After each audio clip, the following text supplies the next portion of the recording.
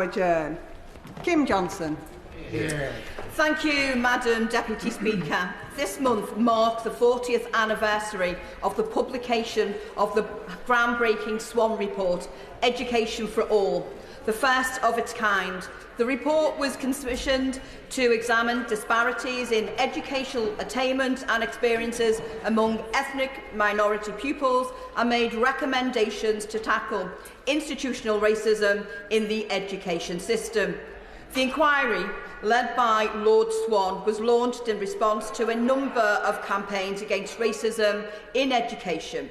In particular, the high-profile scandal of educationally subnormal, or ESN, schools that disproportionately removed higher numbers of Black Caribbean children from mainstream education settings and wrongly labelled them educationally subnormal. A mixture of education policy and racist attitudes was responsible for this shocking discrimination. The 1960s was a time of rising immigration, with the post-war British Empire's invitation to the Windrush generation of workers from the Caribbean and its other colonies to rebuild Britain. It was also a time of significant racist backlash, with the overt racism of Enoch Powell and the notions of racial superiority that gained traction in the political mainstream.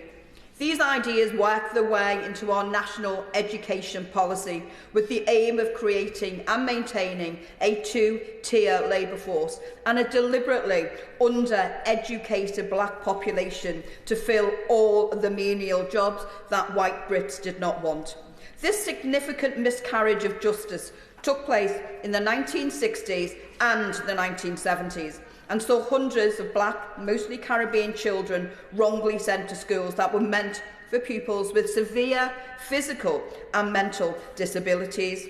These schools had existed since the 1940s due to the 1944 Education Act, provision of appropriate schools for pupils with severe mental or physical disabilities. But by the late 60s, almost 30% of pupils in ESM schools in London were Black immigrant children, compared to 15% in mainstream schools. It was clear that decisions were being made by teachers, educational psychologists and local educational authorities to place these children in ESN schools for reasons other than for mental or physical disabilities. And while parents were aware that their children were being forced to struggle against a racist system, most were isolated and not given the information they needed to make informed decisions regarding their child's education. And it wasn't until an Inner London Education Authority report was leaked that revealed the true extent of this shocking discrimination.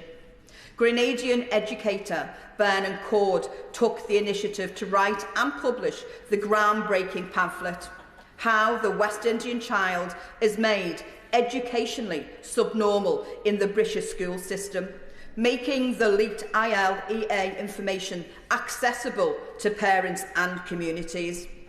Mass community mobilisation as a result of Cord's pamphlet inspired parents and community organisations to campaign against the now undeniable institutional racism in British schools that forced the government to respond, and these schools were eventually shut down in the early 1980s.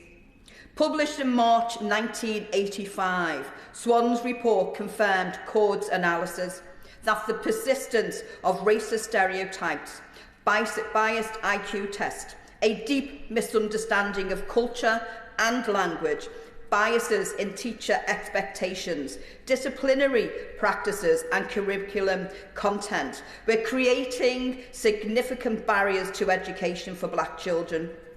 It challenged the racist myths that Black children were less intelligent than their white counterparts, and recognised instead that the structural racism embedded in the British education system was disadvantaging them.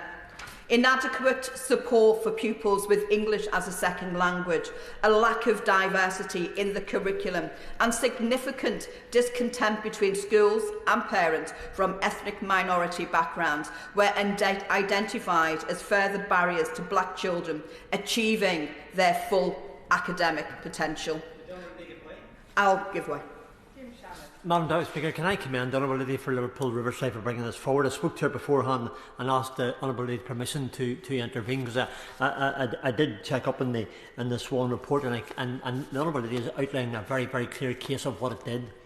Does the Honourable Member not agree that the strides that have been taken since that eye-opening report are substantial, and yet the learning curve that we all wish to see for integration and understanding is something which must always continue as we strive to ensure that each of us can claim the best of British education, incorporating our own ethnic background and the rich cultural history and heritage that we all have? Things are better, but there's still a lot more to do.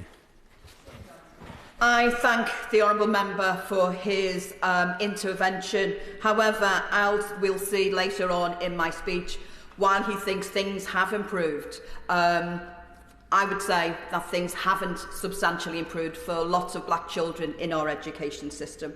But the report produced several key recommendations, including diversifying and decolonising the curriculum, more diversity in teacher recruitment, anti-racism training for teachers, more resources for language support, better data collection and monitoring, and a better approach to working with parents and communities to build trust and encourage active participation in pupils' education.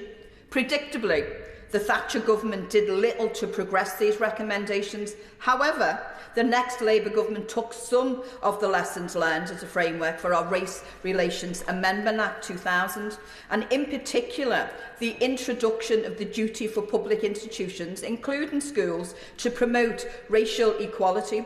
However, we know that many racist barriers still exist in education, from disparities in educational attainment to the school to prison pipeline, the adultification of black pupils, the presence of police in schools, and the need for a truly anti-racist curriculum. Today's patterns of racism, segregation and exclusion in education have evolved directly from the policies and attitudes that drove the ESN scandal.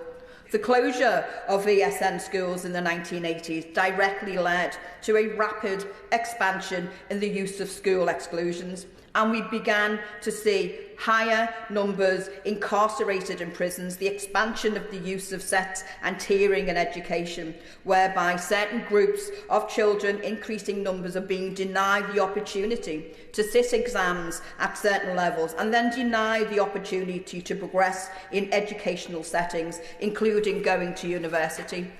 The establishment of pupil referral units is recognised as another method of systematic exclusion from education. The use of PRUs and exclusions are a symptom of failure of the education system. Disruptive behaviour of a child is a cry for help, not a crime. An education system that does not respond with care and support is an education system that is broken. The number of exclusions have soared in recent years, with children as young as 5 being kicked out of school, draconian behavioural policies impacting disproportionately poor children, those living in care and those from Black, Caribbean, mixed and Gypsy, Roma and traveller backgrounds. Swann's recommendations for an inclusive education system are more important today, and we must take this opportunity to update those lessons learned and apply them to our current system. The societal impact is still relevant today as it was in the 1960s and 70s. Lessons must be learnt on the 40th anniversary of the Swann Report to put an end to this systemic discrimination. Evidence of the scale of this injustice of children forced needlessly into ESN schools in the 60s and 70s is scarce, but we do know the impact that misclassification as educationally subnormal has had on survivors, and some of them are joining us today in the gallery, and I'd like to take this opportunity to thank them for all their work in exposing this scandal and campaigning to raise awareness of the racial injustice that they suffered. Their work has already made a huge difference. And they have my commitment to keep fighting for the justice and dignity that they deserve. We heard some of these survivors at the event I held yesterday in Parliament, from Noel Gordon, who told us that he was wrongly misclassified as educationally subnormal after a chain of events started with him being diagnosed at age 4 with sickle cell. He describes being bullied and abused by teachers, running away from school, and his mum fighting tooth and nail to get him out, but to no avail. And due to his determination, he has achieved several qualifications, including a degree. We heard from Maisie Barrett, who is a natural creative, but described how she needed support with her academic skills and her stutter. But these resources were and are still systematically denied to black children. She has said that her grandchild is a victim of today's SEND system, just like she was a victim of ASN. She told us that if she had received a proper education, she might have pursued her dreams and migrated to Jamaica and fought for recognition for being wrongly classified as educationally subnormal. From Renee Stevens, who was expelled from his mainstream secondary school after his teacher assaulted him and was sent to an ESN school, which neglected his academic development and left school with no qualifications. And deprived of an education and support, he has now spent 18 years in and out of the criminal justice system due to his misclassification and forced to abandon his dream of becoming head chef at the Savoy Hotel. And he says he continues to struggle with societal participation as a direct consequence of being denied proper secondary education. From Denise Davidson, who described how, even in her innocence as a young girl, she realised that her school was different to other schools. She remembers challenging her educational psychologist and how her experience now help her as a children's social worker to support vulnerable children in similar positions. And this is not only an historic justice, it is living one for all who went through it. Most left school at 16 or earlier, unable to read, write or count, and were denied the opportunity to thrive and achieve their full potential. The survivors of ESN still have significant feelings of self-worth, problems accessing meaningful, well-paid work after they were denied an education. I'll give way. Thank the member for giving way and thank her for the excellent speech she's making and the brilliant event that was organised last night. And would she recognise that many brave black parents in the late 1960s and even earlier than that recognised the abominable way they were being treated, and people like Bernard Cord, who led the campaign against the banding policy in Haringey, in which at that time black children were unfairly treated and classified in the way that she's described, and we should pay tribute to the very brave work and the abuse that those families suffered because they stood up for their rights. And so her debate today and the meeting she had last night is, I think, a testament to the efforts that they put in all those years ago. I thank my honourable friend for that intervention and totally agree in terms of the amazing work that Bernard Cord and all those families were involved in to try and seek justice and to enable their children to fulfil their full potential, and that needs to be recognised. Problems accessing meaningful, well-paid work were denied. The financial hardship they continue to face because of barriers to work without an education and the impact this has had on their families. A few have succeeded in the face of adversity, gaining qualifications and better jobs, but this is a testimony to their strength and their determination, but they should never have had to struggle in this way. I'd like to take this opportunity to recognise all those whose campaigning helped to get us here today, as well as the incredible campaigners who were misclassified as ESN and who are fighting for justice.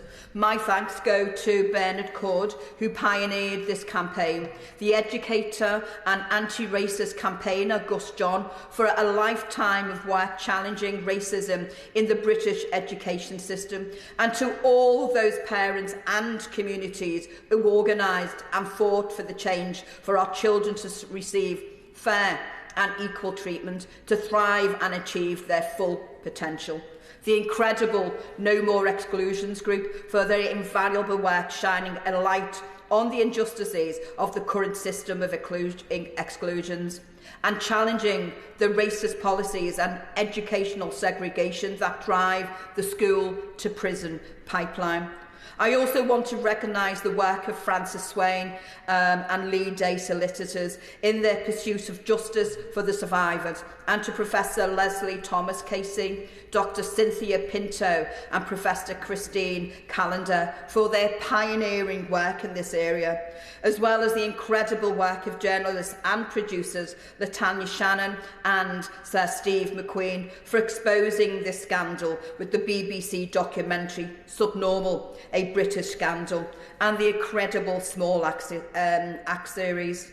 We have seen how the Bates versus the Post Office and Jimmy McGovern's Common, just how crucial TV and film can be in bringing miscarriage of justice to light. And I hope the same will prove to be true here, and that the momentum from this campaign and these dramas will secure justice for those impacted and change a system still producing the same racist outcomes today. And I hope the Minister will join me today in recognising the wrong that was done to the survivors of ESN. A public inquiry into the scandal of these ESN schools is necessary, not only to secure justice for the victims of these historic discriminatory policies, but also for us to understand how systemic racism and discrimination take form in our current education system and how we can eradicate it. The survivors and the campaigners are calling on the government to give due consideration to a public inquiry. And 4 decades on from the first public report into racism in education, to learn the lessons of the past and secure justice for all whose lives were impacted and continue to suffer. Thank you. I call Minister Catherine McKinnon. Thank you, Madam Deputy Speaker, and I congratulate the Honourable Member for Liverpool Riverside on securing this important debate, and indeed timely, on this 40th anniversary of the Swann Report. And the report is a really important and stark reminder of the unacceptable treatment of young people, the majority of whom were from the Caribbean, who were inappropriately placed in so-called educationally subnormal schools during the 1960s and 1970s. The Honourable Lady spoke passionately, sharing the experiences of Noel, Maisie, Renee and Denise, ensuring that their voices are heard. The report also serves as a timely reminder to us all of the mistakes that were made, that must never be repeated, and that we must never be complacent. No children or young people today should suffer from the structural barriers and entrenched racism that held back many in previous generations, and that legacy prevails today. Let it be clear that there is no place for hate or prejudice in our education system, and this government is determined to root out structural inequality as well as direct discrimination to create a genuinely level playing field. We cannot reflect on the Swann Report without acknowledging the history of so-called educationally subnormal schools. We owe it to the campaigners who exposed this and refused to accept that these children were somehow less capable, but rather the victims of racism. People, as the Honourable Lady mentioned, like Bernard Cord, and more recently in this period, it has quite rightly received renewed attention through the work of the filmmaker Sir Steve McQueen, whose documentary, Subnormal, a British Scandal, shed light on the impact of these policies. It's also sparked important conversations about the ongoing challenges faced by black and ethnic minority students in our education system. Britain has made strides in tackling overt racial discrimination over the past half-century, but despite progress, there is no room for complacency or indeed self-congratulation. And that is why this government wants to ensure that whoever you are, whoever wherever you come from, Britain is a country that will respect your contribution and will give you a fair chance to get on in life. And that is why we have our opportunity mission, which is to build opportunity for all by setting every child up for the best start in life, helping them to achieve and thrive at school, building skills and opportunity and growth, and building family security too. Our work on the Opportunity Mission will focus cross-government attention and collaboration on ensuring every child and young person truly believes that success belongs to them. And we are more committed to tackling the disparities in educational outcomes that persist than ever. The picture of education achievement across ethnic groups is complex, and different social, economic and cultural factors contribute to this. Parental income levels, parental career and educational achievement, geography, family structure, and attitudes towards education within the family and wider community.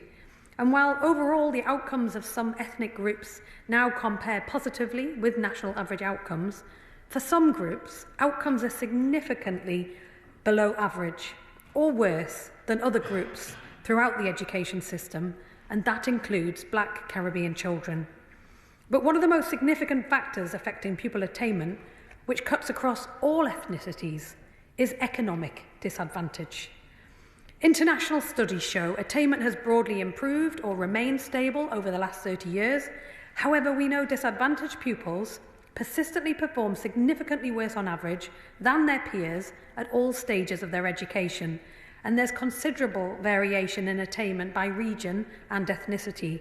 It's just not acceptable, and it's why this government's Opportunity Mission will break down barriers and that unfair link between background and success. We're determined to help all children achieve and thrive. High and rising standards are at the heart of this mission and are key to unlocking stronger outcomes.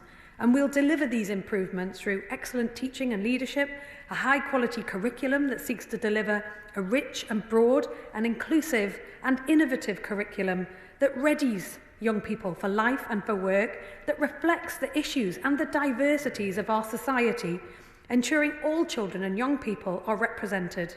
New RISE teams and a system which removes the barriers to learning that hold far too many children back.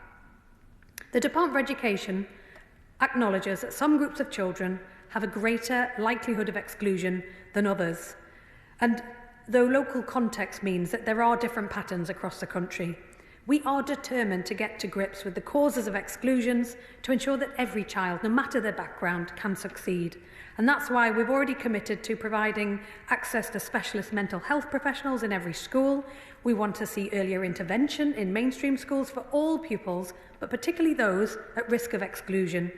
And we're absolutely committed to improving inclusivity and expertise in mainstream schools and strengthening accountability by reforming Ofsted to enhance the inspection regime by replacing that single headline grade with a new report card system telling parents how schools are performing and introducing a new annual review of safeguarding, attendance and pupil movement, including off-rolling.